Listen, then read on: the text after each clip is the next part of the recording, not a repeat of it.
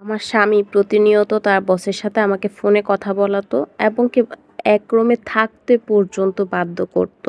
তো এইরকম কথাগুলা শোনার পর আমি ওই পেজটার ভিতরে ঢুকি এবং পুরোটা গল্প দেখি। ৩ টা পার্ট ছিল, ৩ টা পার্টই দেখি। তো যেহেতু গল্পটা ৩ টা লোককে ঘিরে, তো তারপরে দেখি। তো এটা গল্প না, এটা ছিল একদম বাস্তব একটা জীবনের কাহিনী। যাদের জীবনে ঘটে যায় তারা ওই পেজটার মধ্যে এসে গল্পগুলা শেয়ার করে। তো একটা লোক অভিযোগ করতেছিল যে তার বউকে নাকি বস নিয়ে গিয়েছে। এখন বউকে সে ফেরত চাচ্ছে এরকম কথা এবং তার কিছু ভুল হচ্ছিল। তো এরকম কিছু আমি দেখে ভিডিওটা দেখি। তো দেখে পরে দেখলাম যে ওই লোকটা চাচ্ছিল যে আমার বউকে এখন ফিরাইয়া দেক। তো পরে ওই বউ মানে ওনার বউর গল্পটা আমি দেখলাম, যে শুনলাম কথাগুলা। শোনার পরে মনে হলো যে ওই লোকটা সবকিছু নিজের ভুলটা স্বীকার করলেও কিন্তু সবকিছু শেয়ার করে নাই, যে সে কি অপরাধ করেছে সেগুলা কিচ্ছু শেয়ার করে নাই। জাস্ট বলেছে যে আমি যেটা করেছি ভুল করেছি, এখন আমি বুঝতে পেরেছি, এখন তুমি চলে এসো। তো তারপর ওই মহিলাটার কাছ থেকে সবকিছু শোনা হলো। যখন ওই মহিলাটাকে জিজ্ঞেস করা হলো তখন মহিলাটা একদম তাদের লাইফ শুরু থেকে বলা শুরু করলো। যখন তাদের দাম্পত্য জীবন শুরু হয় তো তখন থেকে বলা শুরু করলো।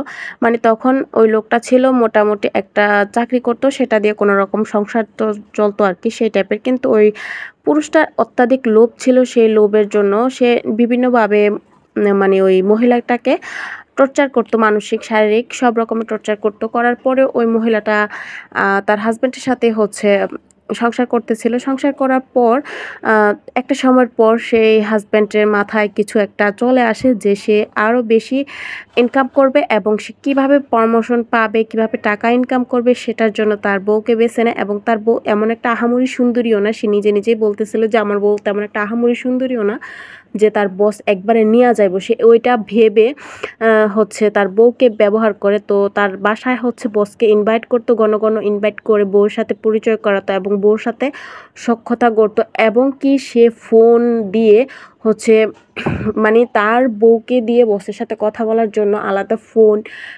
আলাদা সিম কিনে বসের সাথে কথা বলে এবং কি সে শুয়ে থাকতো বউর সাথে। তখন বাধ্য করতো যেন ওই মহিলাটা তার বসের সাথে কথা বলে যেন বসকে আকৃষ্ট করতে পারে, এরকমভাবে জোর করতো মহিলাটাকে। তো সেই মহিলাটা অত্যাচারে টিকতে না পাইরা আমি কথা বলে তারপরে বসের সাথে একটা সম্পর্ক হয় এবং কি তার বাসায় ডেকে তার বাসায় পর্যন্ত এক রুমে থাকতে বাধ্য করতো।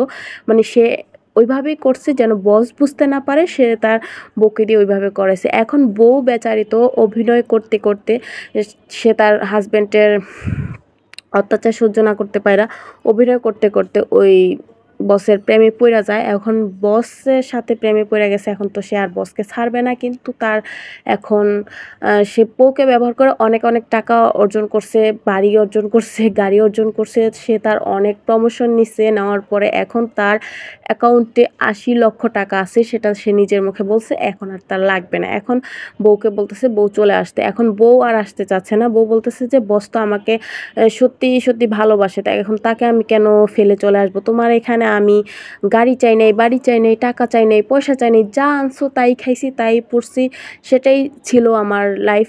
তারপরে বিভিন্ন অত্যাচারও সহ্য করছি, তারপরেও তোমার সাথে ছিলাম, তারপরেও তুমি আমাকে বিক্রি করছো। তো বিক্রি যেহেতু করছো, এখন তো আমি বিক্রি হয়ে গেছি, আমাকে দিয়ে তুমি সব টাকা পয়সা সবকিছু অর্জন করে নিছো, এখন আর আমি তোমার কাছে যাব না। তো মানে হাজব্যান্ড বলতেছিল যে না, এটা আমার ভুল হয়েছে, এটা আমি আর করব না। তখন বলতেছে কেন, তোমার এখন টাকা হয়ে গেছে, এখন আর আমার কে প্রয়োজন, যদি তার থেকে আরো বেশি টাকা প্রয়োজন হয় তখন তো তুমি আরো বেশি অন্য কারো কাছে আমাকে বিক্রি করতে পারো, সেটার নিশ্চয়তা কে দিতে পারে যে তুমি আমাকে বিক্রি করবা না? তো আর ওইদিকে বস বলতেছে যে ওই মহিলাকে ছাড়বেই না, যে আমি ওই বস আবার অবিবাহিত ছিল, মানে কাজ করতে সে নিজের বিয়ের কথাই ভুলে গেছে। এখন সে তার জীবনসঙ্গী একজন পাইছে, কথা বলার মতো সবকিছু পাইছে, পাওয়ার পরে এখন আর ওই মহিলাকে আর ছাড়বে না, আর ওই মহিলাও তার বসকে ছাড়া আসবে না। তো এখন সে মানে এতটাই পাগল হয়ে গেছে, সে বলতেছে যে বসের ব্যবসা বন্ধ করে দিবে, তার ব্যবসা লস করায় দিবে, যেন কোম্পানি বন্ধ হয়ে যায় সেই ব্যবস্থা করবে। তারপরে আবার বিভিন্ন রকম হুমকি দিতেছিল, বউকেও হুমকি দিতেছিল। বউকে বলতেছিল যে তোমাকে ও প্রতারণা করতেছে, তোমাকে ব্যবহার করবে।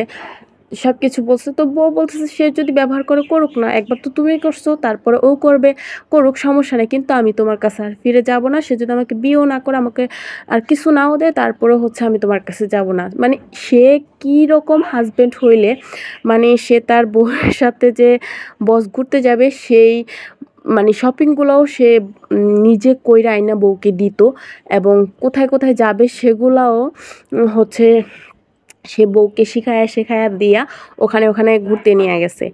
তো একটা মেয়ে কোথায় আর নিরাপদ থাকতে পারে যদি কাছের মানুষগুলা তার সাথে এরকম করে। আসলে আমার দেখা বা জানা অতটুকু ছিল যে একটা হাজব্যান্ড যদি বোকা নির্বোধ হয় তারপরেও তার ওয়াইফকে অন্য একটা পুরুষের সাথে দেখতে বা কথা বলতে বা এভাবে লিড করা মানে সে সহ্য করতে পারবে না। তারপরেও ওই পুরুষটা কিভাবে পারলো সেটা জানি না। তো এখন ওই মেয়ে বলতেছে যে ওই পুরুষকে ডিভোর্স দিয়ে দিবে, এবং সে মানে ওর কাছ থেকে ডিভোর্স চাচ্ছে। এখন বস বিয়ে করবে কি করবে না সেটা বসের সিদ্ধান্ত, কিন্তু ওই সে তার হাজব্যান্ডের সাথে আর থাকতেছে না, এটাই হচ্ছে তার ফাইনাল ডিসিশন। কিন্তু হাজব্যান্ড তো বিভিন্নভাবে বলতেছিল যেভাবে হোক ওকে নিবে, ওকে নিয়ে সংসার করবে।